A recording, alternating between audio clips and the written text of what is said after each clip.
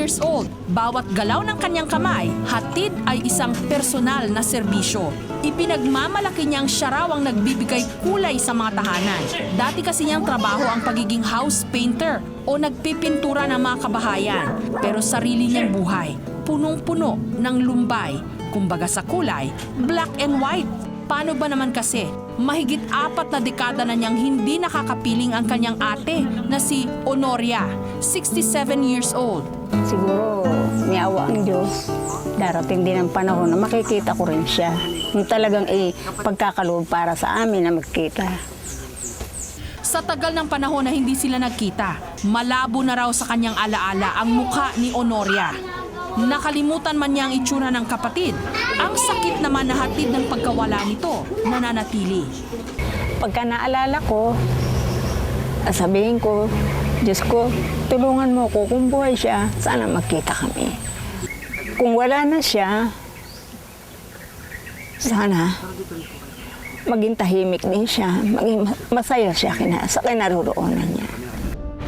Kwento ni Nanay Victoria, taong 1964 nung lisanin ng kanyang ate Honoria ang Maynila kasama ang kanyang bayaw. Kasi nung mag-asawa yan, ilang taon bago nag-anak, pagkatapos namatay yung anak niyang panganay. Dala raw marahil ng sobrang pagkalungkot sa pagkawala ng anak, nagpa siyang mag-asawang umuwi ng Davao. Sabi namin, bakit uuwi pa? Ang layo-layo. Sabi nila, sabi ka ng kwan mo, ng bayaw mo, baka naman doon kami mabigyan ng swerte. At magmula noon, niha-niho, wala na siyang narinig sa kapatid.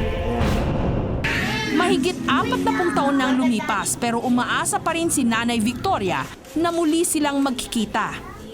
Hindi ko nagawang sumisi sa kanya. Kasi ang katwiran ko noon, siya ang may gusto siguro para malaman din namin ang kahalagahan ng bawat isa. Subalit sa kanyang pag-iisa, hindi masukat na kirot ang sa tuwin ay kumukurot sa kanyang puso. Para bang nawalan ka ng isang kamay na pagka may kailangan kang puntahan mo, may pupuntahan ka, may magpapayo sa'yo.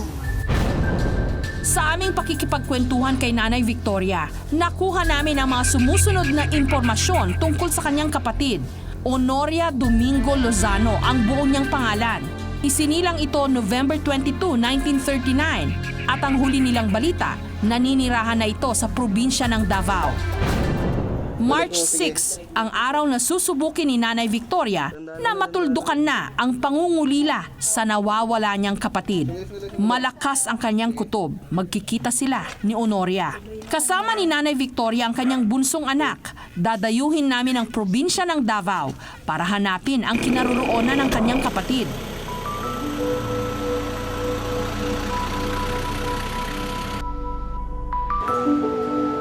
Ninenervyos man sa kanyang unang pagsakay ng eroplano, mas nanaig daw ang kanyang kaba na baka mabigo siya sa pagtatangka niyang makita si Honoria.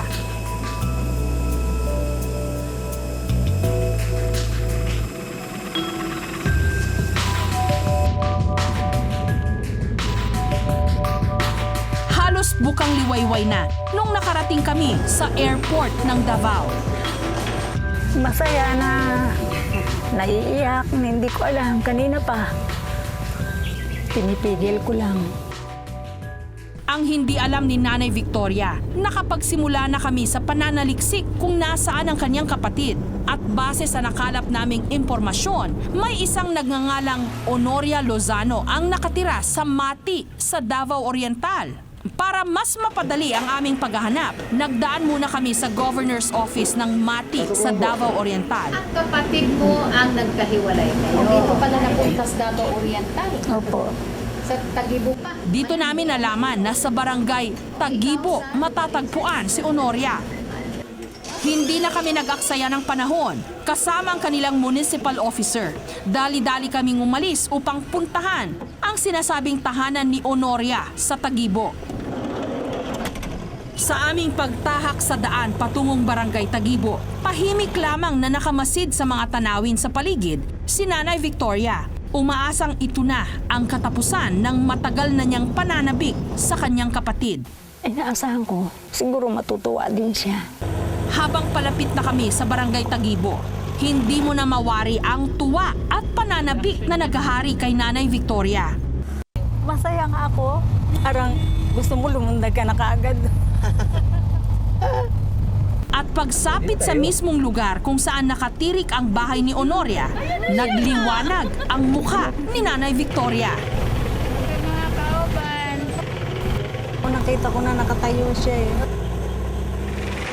Sa kanilang pagkikita, hindi na kailangang aminagin pa ang mukha ng isa't isa.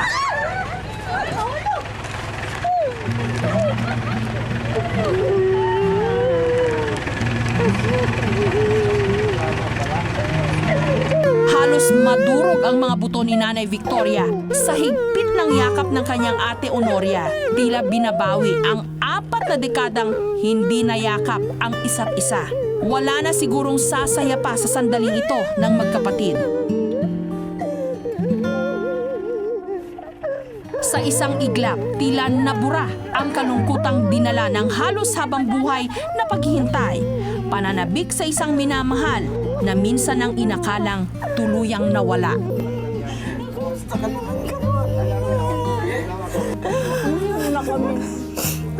Ay, para sa kaming abot diri. Unsa man mahirap man lagi ang akong buhay din eh, mao nang di ko maka ato sa inyo ha. Kami rin, hindi naman kami sa tagal ng panahon, sulat bihira naman. Dito may inamin si Honoria sa kanyang nakababatang kapatid ang tunay na dahilan kung bakit inabot ng 4 na dekada na hindi siya nagparamdam. Nakasulat ako sa iyo kaisa lang. Ikaw nung duha na ako magsulat pag kay kung maabot ang sulat sa ako din eh, muhilak mangpug ko kay gusto kong umuwi sa amo, di man ako makauwi kay kinilaging pobre kami. Kaya nga, kahit na ako alam mo naman, maiiyain pa ako sa pero tiniis ko, makita ko lang kayo dito, lalo ikaw. Ako daasin na panahon na ako na gusto kong makita kayo, gusto kong makauwi sa atin. Pero Kaya mo darating din ang panahon makakauwi ka doon. Kukunin din kita rito, makapasyal ka rin sa Maynila. Panginabuhi. Pero kakalimutan na raw nila ang madidilim na bahagi ng nakaraan. Ang mahalaga, kapiling na nila muli ang isa't isa. Pilit sinasamantala ang bawat minutong kanilang pinagsasaluhan. Animoy huminto ang oras ng mga sandaling yon. Para bang binibigyan sila ng mahabang pagkakataon na muling sariwain ang mga nasayang na panahon ng kanilang kabataan. Pero dumarating ang panahon na kumukupas din ang lahat para sa magkapatid. Nagkalayo man sila, mananatiling matingkad ang kulay ng pagmamahalang siyang nagbibigkis sa kanila. Masaya ako na malungkot dahil sasaglit. Pero yung paman, sa kabila nun, talagang masaya ako. Sa tagal ng panahon, nakita ko rin siya. Wala na yung alaala ko kung ano yung nangyari sa kanya. Mahalaga talaga sa akin, nakita ko siya. Hello po! Kamusta ho kayo? Alam nyo ho, bago po kami nagtampok ng mga reunion stories sa KNJS, nauna na po dyan yung aming programang Sana'y Muling Makapiling at Reunions sa ganyang mga kwento. At ngayon, ang good news po, mapapanood nyo na ang full episodes ng mga ito. Mag-subscribe lamang po sa GMA Public Affairs YouTube channel at ganun din po sa GMA Public Affairs Facebook account. Kita-kita po tayo at mabuhay po ang mga pamilyang